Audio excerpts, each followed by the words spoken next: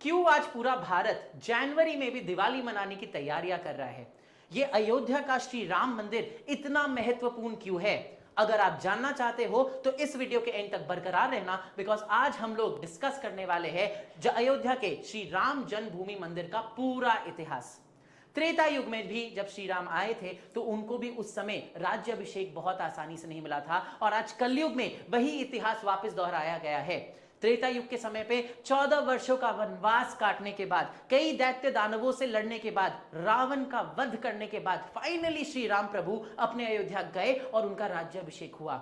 इसी प्रकार कलयुग के समय में भी इस बार कितनी कठिनाइयों के बाद, कितने तरह के अलग लड़ाइयों के बाद हमारे रामलला वापस अयोध्या अपनी जन्मभूमि आ रहे हैं।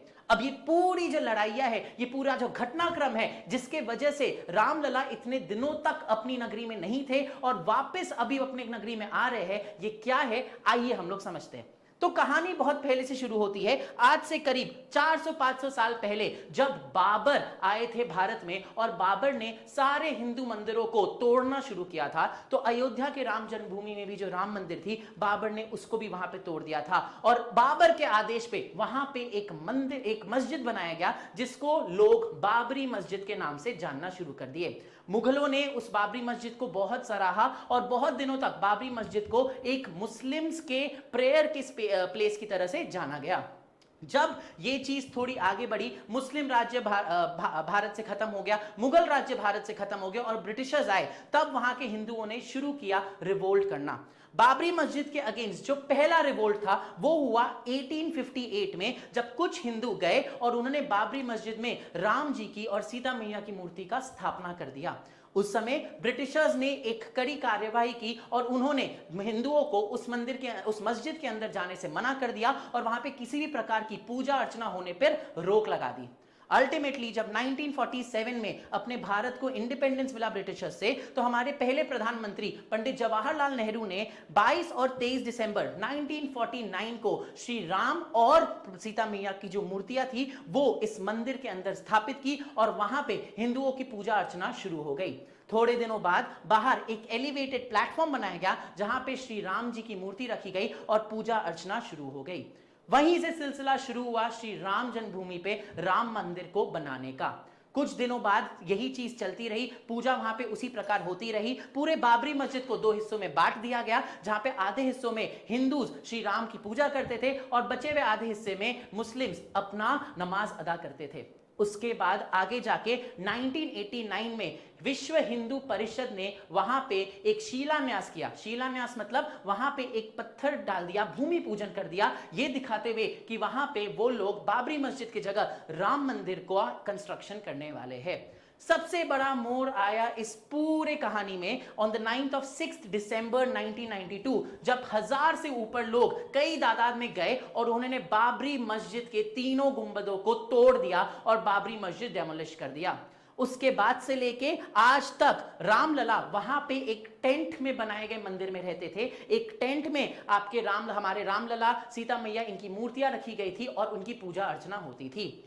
इस 6 दिसंबर 1992 के इवेंट्स के बाद एक बहुत बड़ा डिस्प्यूट छिड़ गया हिंदूज एंड मुस्लिम्स के बीच में कि उस जमीन पर जहां पे पहले बाबरी मस्जिद हुआ करती थी, वहां पे आगे जाके हिंदुओं का हक होगा या मुस्लिम्स का हक होगा, मंदिर बनेगा या मस्जिद बनेगा।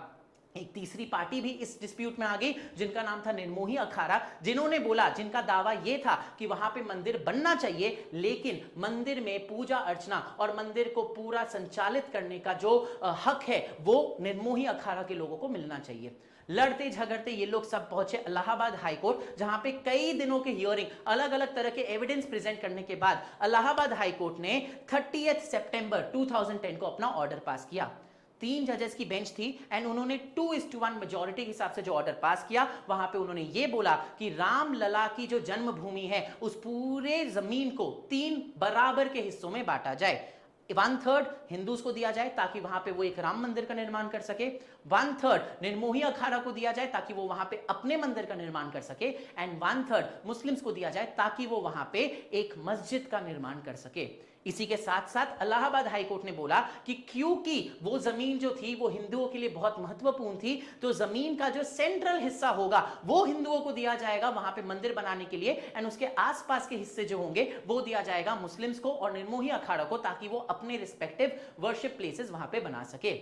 जब ये ऑर्डर पास किया इलाहाबाद हाईकोर्ट ने, तो बहुत सारे हिस्टोरियंस ने इस हाईकोर्ट के ऑर्डर के अगेंस्ट बहुत आवाज उठाई, उन्होंने इसको बहुत क्रिटिसाइज किया, क्योंकि आर्कियोलॉजिकल सर्वे ऑफ इंडिया ने क्लियर कट अपने रिपोर्ट में लिख दिया था कि जब वो उस जगह में एक्सकवेट मतलब खुदाई कर रहे थे, तो वहां पे उन्हें कई पुख्ता प्रमाण, एकदम प्योर एविडेंस मिले कि वहां पे पहले एक हिंदू मंदिर या एक हिंदू भव्य महल हुआ करता था। कई एक्सकवेशन के रिपोर्ट्स ऐसे आए हैं, कई सारे हिस्टोरियंस ने जब अपने बुक्स लिखी थी तो उन्होंने वहां पे बोला था कि एक मंदिर वहां पे हुआ करता था। तो इन सारे एविडेंस के बेसिस में इलाहाबाद हाई कोर्ट के ऑर्डर के against supreme court of India में एक अपील फाइल की गई। सुप्रीम कोर्ट ऑफ इंडिया में 5 जजेस का बेंच बैठाया गया और उनको यह जिम्मेदारी सौंपी गई कि वो सारे एविडेंस को सुन के, सारे पार्टीज को सुन के फाइनली डिसाइड करे कि उस जमीन पर किसका हक है और उस जमीन पर क्या निर्माण किया जाएगा। फाइनली 9 नवंबर 2019 को एक ऐतिहासिक दिन था, जिस दिन सुप्रीम कोर्ट ने फुल मेजॉरिटी के साथ यह ऑर्डर पास किया कि वो जो जमीन थी वहां पे पुख्ता सबूत हमें मिल गए थे कि राम जी का पुराना महल, राम जी का पुराना मंदिर उसी जमीन पे था, एंड उसी मंदिर को तोड़कर वहां पे बाबरी मस्जिद बनाया गया था। एंड इसीलिए सुप्रीम कोर्ट ने अपने ऑर्डर में लिखा कि वो जमीन पर पूरा हक हिंदुओं का है, एंड उस जमीन पर एक राम मंदिर का निर्माण होना चाहिए। साथ ही साथ सुप्रीम कोर्ट ने यह भी बोला कि कुछ एकड़ लैंड मुस्लिम्स को भी अयोध्या शहर में ही दिया जाएगा, जहां पे वहां एक भव्य मॉस्क, एक भव्य मस्जिद का निर्माण भी किया जाएगा, ताकि मुस्लिम्स की जो बाबरी मस्जिद तोड़ी गई थी उसके बदले में उन्हें भी एक मस्जिद मिल सके। बट वापस हम लोग आते हैं अपने जन्मभूमि पे, तो सुप्रीम कोर्ट ने अपने 9 नवंबर के ऑर्डर से ये चीज तो क्लियर कट बोल दिया कि उस जमीन पे हिंदुओं का हक है, एंड हिंदूज का ही राम मंदिर उस जमीन पे बनाया जाएगा। एक बार ये ऑर्डर सुप्रीम कोर्ट का आया, उसके बाद तुरंत ही हमारे बीजेपी गवर्नमेंट के साथ साथ बाकी सारे लोगों ने एक कमेटी बनाई, एंड वहां पे कंस्ट्रक्शन का काम शुरू कर दिया गया। मार्च 2020 में इस मंदिर का कंस्ट्रक्शन शुरू हुआ ही था कि कोविड-19 वाला जो पूरा पैंडेमिक है वो हमारे भारत को हिट कर गया एंड लॉकडाउन लग गया। इसके वजह से काफी दिनों तक हमारा जो कंस्ट्रक्शन का काम है वो आगे नहीं बढ़ पाया। अल्टीमेटली जब कोविड थोड़ा सा कम हुआ तो 5 अगस्त 2020 को हमारे प्राइम मिनिस्टर नरेंद्र मोदी जी ने वहां पे भूमि पूजन किया, एंड उसके बाद राम मंदिर का कंस्ट्रक्शन राम जन्मभूमि पे जोरों शोरों से शुरू हो गया। फाइनली 2 साल के इंतजार के बाद, 2 साल भी नहीं, इनफैक्ट 2.5-3 साल के इंतजार के बाद फाइनली पिछले साल अगस्त में एक डेट, दैट इज 22 जनवरी का डेट निकाला गया, जिस दिन रामलला का फाइनली प्राण प्रतिष्ठान किया जाएगा उस भव्य मंदिर में। अब क्योंकि आप हिस्ट्री एकदम शॉर्ट में समझ चुके हो इस मंदिर का, आइए समझते हैं कि ये जो मंदिर वहां पे बनाया जा रहा है उस मंदिर के कुछ खास फीचर्स क्या है। ये जो राम मंदिर बनाई जा रही है उसका ओरिजिनल डिजाइन सोमपुरा फैमिली ने, जो अहमदाबाद को बिलोंग करते हैं, 1988 में ही बना के दे दिया था। हाउएवर आज के रीसेंट जमाने के हिसाब से जब फाइनल डिजाइन अभी के मंदिर के लिए बनाया गया, तो इस डिजाइन को जो सोमपुरा फैमिली ने 1988 में दिया था उसमें थोड़े चेंजेस लाए गए, उसमें थोड़ा एडिटिंग किया गया, वास्तुशास्त्र के हिसाब से उसे ठीक किया गया, एंड देन फाइनली हमें पता चला, हमें डिजाइन मिला आज के करंट मंदिर का। ये मंदिर एक बार कंस्ट्रक्ट हो जाए तो ये पूरे वर्ल्ड का 3rd लार्जेस्ट मंदिर बनेगा, एंड अपने भारत का सबसे बड़ा हिंदू टेंपल बन जाएगा। इस मंदिर की अगर बात करें तो मंदिर में 3 फ्लोर्स होने वाले हैं, जिसमें से ग्राउंड फ्लोर पे रामलला की मूर्ति स्थापित की जाएगी। रामलला उन्हें क्यों बोला जाता है? बिकॉज यहां पे राम जी का एक बचपन का अवतार रखा जाएगा। 5 साल की उम्र में राम जी जिस अवतार में थे, जिस रूप में थे, वो मूर्ति वहां पे रखाई जाएगी ग्राउंड फ्लोर पे। अब बिकॉज 5 साल के राम जी की पूजा वहां की जाएगी, तो ये तो ऑब्वियस की बात है कि उनके साथ सीता मैया की मूर्ति ग्राउंड फ्लोर पे नहीं रहेगी। इसीलिए फर्स्ट फ्लोर पे ऐसा डिसाइड किया गया है कि पूरा राम दरबार बैठाया जाएगा, जहां पे राम जी, सीता मैया, लक्ष्मण जी, उनके बाकी के दोनों भाई, हनुमान जी, इन सब लोगों के अलग अलग मूर्तियां बैठाई जाएगी। इसके साथ साथ इस मंदिर के प्रांगण में, इस मंदिर के कैंपस में सूर्यदेव, भवानी माँ, ऋषि विश्वामित्र, ऋषि वशिष्ठ, इन जैसे पूजनीय लोगों के भी मंदिर अलग अलग से बनाए जाएंगे। एक बहुत खास बात जो इस मंदिर की है वो ये है कि इस मंदिर का, जो कि इतना भव्य मंदिर बन रहा है, इसके कंस्ट्रक्शन में एक भी आयरन या स्टील के किसी भी मटेरियल का प्रयोग नहीं किया गया है। पूरा का पूरा मंदिर आपके ब्रिक्स, सैंडस्टोन के ब्रिक्स एंड कॉपर प्लेट्स की यूज से बनाया गया है। आप सोचो, इतना भव्य मंदिर बिना किसी स्टील या आयरन के पदार्थ के बनाया जा रहा है। अगर आप रामलला के आइडल की बात करें तो उसमें भी कुछ बहुत खास फीचर्स है। आज के दिन में जब 22 तारीख को प्राण प्रतिष्ठा होने वाला है, तो प्राण प्रतिष्ठा रामलला की मूर्ति की होने वाली है। जो 5 साल के राम जी का अवतार है, जो रूप है, उस मूर्ति की प्राण प्रतिष्ठा होने वाली है। वो जो मूर्ति है उसको बनाया है हैदराबाद के अरुण योगीराज ने। 3 मूर्तियां एक्चुअली बनाई गई थी बाय 3 डिफरेंट स्कल्पचर्स एंड उसके बाद वोटिंग के हिसाब से एक मूर्ति जो कि अरुण योगीराज ने बनाया था उसको सिलेक्ट किया गया है कि वही राम मंदिर के अंदर बैठाए जाएंगे। ये मूर्ति जो बनाई गई है, सबसे मजे की बात और सबसे इंटरेस्टिंग बात यह है कि ये किसी ऐसे वैसे पत्थर से नहीं बनाई गई है। रामलला की मूर्ति शालिग्राम के पत्थर से बनाई गई है और ये शालिग्राम के पत्थर स्पेशली नेपाल से इंडिया आए हैं।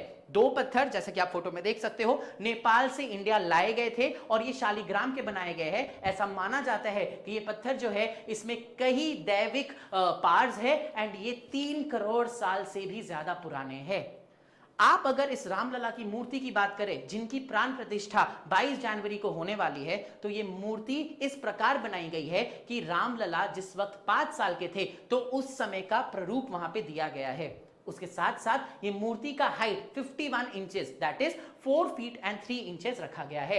एंड इस मूर्ति में ऐसा कहा जाता है कि एक बहुत स्पेशल फीचर है, इस मूर्ति का प्लेसमेंट इस तरीके से किया गया है कि हर वर्ष रामनवमी के दिन पे दोपहर के ठीक 12 बजे जो सनलाइट है वो डायरेक्टली रामलला के फोरहेड पे पड़ेगा एंड उससे उनकी पूरी मूर्ति चमक उठेगी। तो ये एक बहुत स्पेशल फीचर है और ऐसा माना जा रहा है कि हमारे पूरे मंदिर का डिजाइन इस तरीके से बनाया गया है, इतने एस्ट्रोलॉजिकल चीजों को दिमाग में रख के बनाया गया है कि हर वर्ष रामनवमी वाले दिन ठीक 12 बजे रामलला के मस्तिष्क पे आपके सनलाइट्स डायरेक्टली पड़ेंगे एंड रामलला की पूरी मूर्ति इल्यूमिनेट हो जाएगी।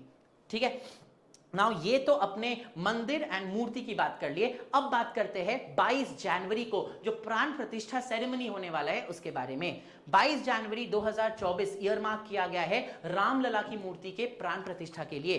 ये प्राण प्रतिष्ठा अभिजीत मुहूर्त जो कि 12:20 से लेके 12:30 बजे के बीच में पड़ेगा उसमें की जाएगी और ये नरेंद्र मोदी जी के हाथों से की जाएगी। इस प्राण प्रतिष्ठा सेरेमनी में सबसे बड़े जो पंडित होंगे वो है पंडित लक्ष्मीकांत दीक्षित एंड उनके साथ साथ 121 अलग वैदिक स्कॉलर्स साथ में मिलके 16 जनवरी से ही इस प्राण प्रतिष्ठा की तैयारी में लग जाएंगे।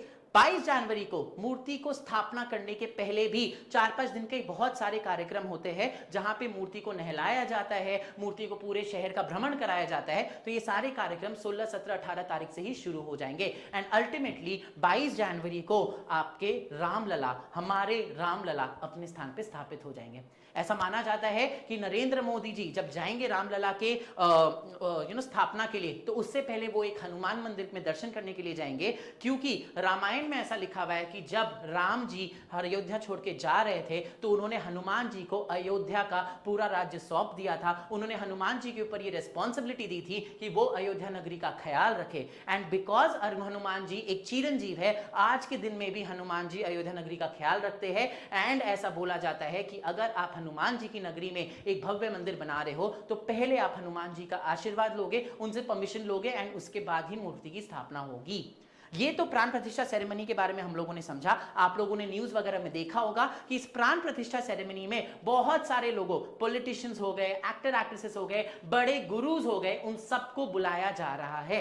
लेकिन इस प्राण प्रतिष्ठा सेरेमनी में कुछ कंट्रोवर्सीज भी है। जैसा कि आपने इंस्टाग्राम में देखा था, मैंने बात की थी कि हिंदू या सनातन धर्म के जो सबसे बड़े गुरु होते हैं आदि शंकराचार्य, भारत में 4 आदि शंकराचार्य है। ऊपर नॉर्थ साइड में ज्योतिर्मठ पीठ के, साउथ में श्रृंगेरी पीठ के, ईस्ट में पुरी पीठ के एंड वेस्ट में द्वारका पीठ के, इन चारों आदि शंकराचार्य ने इस सेरेमनी में आने से मना कर दिया। मना करने के पीछे उन्होंने बोला कि उनका कोई पॉलिटिकल रीजन नहीं है, बट उनका धार्मिक रीजन है। उन्होंने बोला है कि बिकॉज अभी मंदिर इनकम्प्लीट है, एक इनकम्प्लीट मंदिर में किसी भी भगवान की स्थापना करना सही बात नहीं है। 1992 में जब टेंट के अंदर भगवान की स्थापना किया गया था तो उस समय वैसे सिचुएशंस थे जहां पे हमारे पास कोई दूसरा ऑप्शन नहीं था, लेकिन आज के दिन में हम लोग 4, 5, 6 महीना रुक सकते थे इस स्थापना करने को पहले। आपको हम यहां पे बताना चाहते हैं कि अभी जब मंदिर में प्राण प्रतिष्ठा होगा तो प्राण प्रतिष्ठा केवल रामलला की ही मूर्ति का होगा, जो कि ग्राउंड फ्लोर में होने वाला है। फर्स्ट फ्लोर में जो राम दरबार बनने वाला है वो फ्लोर अभी तक बन के कंप्लीट नहीं हुआ है, एंड इसीलिए राम दरबार के किसी भी मूर्ति की स्थापना 22 जनवरी को नहीं होने वाली। तो शंकराचार्य जी ने यही बोला कि आपको कोई हड़बड़ी नहीं थी और आपने धार्मिक रूल्स के अगेंस्ट जाके बेमतलब का हड़बड़ी करके रामलला का जो स्थापना है उसका डेट 22 जनवरी रखा। उन्होंने ये भी बोला है कि 22 जनवरी उतना ऑस्पिशियस डे नहीं है, बेस्ट डे होता अगर आप रामनवमी वाले दिन राम जी की मूर्ति की स्थापना करते। तो इन दो ग्राउंड्स पे आदि शंकराचार्य जी ने बोला कि वो इस प्राण प्रतिष्ठा सेरेमनी में नहीं जाएंगे। हालांकि उन्होंने ये बात जरूर क्लियर कर दिया कि उन्हें रामलला के वहां होने से कोई आपत्ति या कोई संकोच नहीं है, वो बस प्राण प्रतिष्ठा सेरेमनी में नहीं जा रहे, बट आगे जाके रामलला के दर्शन करने और उनका आशीर्वाद लेने के लिए वो जरूर जाएंगे। आदि शंकराचार्य जी को छोड़ के कई सारे पॉलिटिकल पार्टीज जैसे कि कांग्रेस, शिवसेना, इन्होंने भी मना कर दिया है फ्रॉम टेकिंग पार्ट या फिर पार्टिसिपेटिंग इन द प्राण प्रतिष्ठा सेरेमनी। कांग्रेस का यह बोलना है कि बीजेपी गवर्नमेंट एक पॉलिटिकल मैनिफेस्टो लेके इस पूरे रिलीजियस सेरेमनी को एक पॉलिटिकल एंगल दे रही है, एंड इसलिए उन्होंने इस सेरेमनी में पार्टिसिपेट करने से मना कर दिया। ये थी कुछ कंट्रोवर्सीज जो प्राण प्रतिष्ठा सेरेमनी से रिलेटेड है, बट इनमें से एक भी कंट्रोवर्सी हमारे रामलला या रामलला की मंदिर से रिलेटेड नहीं है। खैर वो सही है या गलत है ये हमें नहीं पता, बट हमें ये पता है कि 22 जनवरी 2024 को हमारे प्रभु श्री राम वापस घर आ रहे हैं और हम सब बेसब्री से उनके वापस आने का इंतजार कर रहे हैं। तो आइए 22 जनवरी को एक बार फिर से सही मायने में मनाते हैं दिवाली, और प्रभु श्री राम का, रामलला का उनके स्थान में वापस से हम लोग करते हैं स्वागत। जय श्री राम।